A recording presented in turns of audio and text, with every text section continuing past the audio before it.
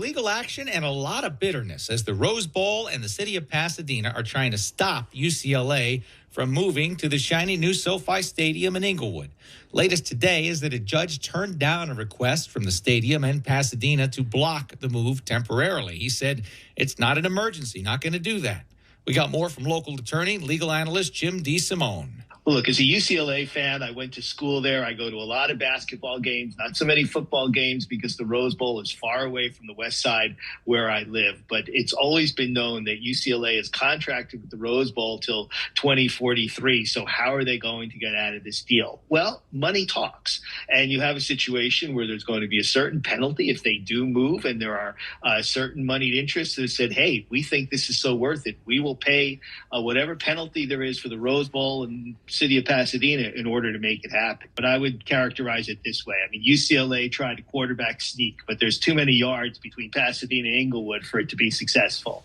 So the Rose Bowl, in filing this action, is blitzing their linebackers to stop them in the backfield. Right now, it's fourth down, and we'll see what's going to happen in the legal proceeding. $80 million was, for one estimate, put the potential cost of a buyout. But one of the arguments that the Rose Bowl made was that the damage can't be quantified because it would be irreparable. DeSimone says followers of the team are split over the proposed move. I think a lot of UCLA fans who go to the games, enjoy the tailgating, really are looking at tradition, and it would be very hurtful for them if the site of the games were moved.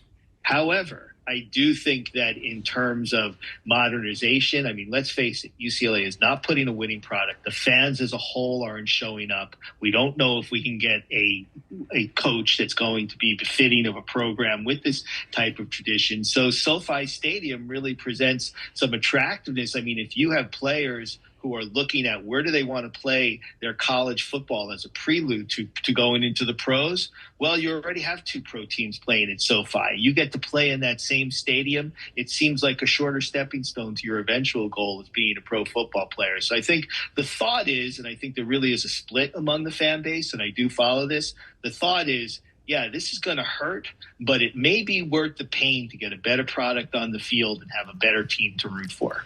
Legal and, as it turns out, football analyst Jim DeSimone. UCLA officials are insisting they have not made a final decision about moving to SoFi, which is, of course, what they have to say at this point.